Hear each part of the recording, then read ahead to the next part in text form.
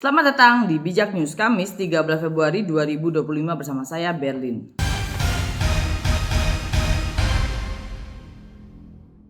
Informasi pertama, Ex-Menko Polhukam Prof. Mahfud MD dalam sebuah podcast pada Selasa 11 Februari mengatakan bahwa kasus Zarof Richard yang telah berlangsung lebih dari 4 bulan kini memasuki tahap persidangan. Namun belum ada perkembangan signifikan. Publik menilai kasus ini mencuat karena langkah tegas Kejaksaan Agung dengan dugaan keterlibatan banyak hakim dalam pengelolaan uang terkait berbagai perkara hukum. Isu utama yang berkembang adalah dugaan upaya Zarof melindungi pihak tertentu. Kasus ini bermula dari keputusan Zarof membebaskan Ronald Tanur yang awalnya didukung oleh kepala pengadilan dengan klaim bahwa para hakimnya tidak terlibat korupsi, namun bukti berupa transaksi keuangan yang ditemukan membantah klaim tersebut. Perkara ini semakin panas setelah ditemukan hampir 1 triliun di rumah Zarof dengan indikasi kuat bahwa uang itu digunakan untuk mengurus berbagai perkara di pengadilan, ungkap Mahfud. Publik berspekulasi lebih banyak hakim terlibat, tetapi sejauh ini hanya Zarof yang resmi terseret dalam kasus ini. Selanjutnya, konten kreator Dave Stanley ramai diperbincangkan setelah mengungkap kisah keluarganya yang diduga menjadi korban ani-ani. Dalam video TikTok yang telah ditonton lebih dari 8,3 juta kali, Dev mengaku bahwa ayahnya direbut oleh seorang wanita hingga menyebabkan perceraian orang tuanya. Seputar media sosial, pemangkasan anggaran RRI sebesar 300 miliar akibat kebijakan efisiensi pemerintahan Presiden Prabowo berdampak pada pemutusan hubungan kerja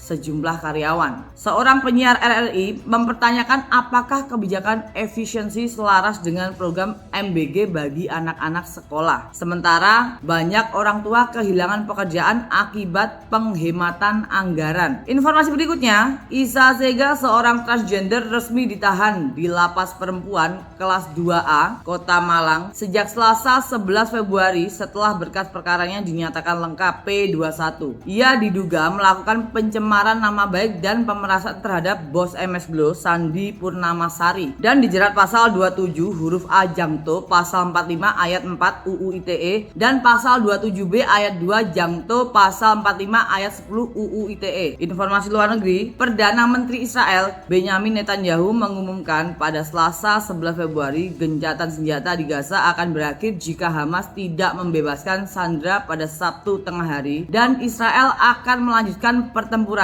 hingga Hamas dikalahkan. Sampai bertemu lagi di informasi bijak berikutnya.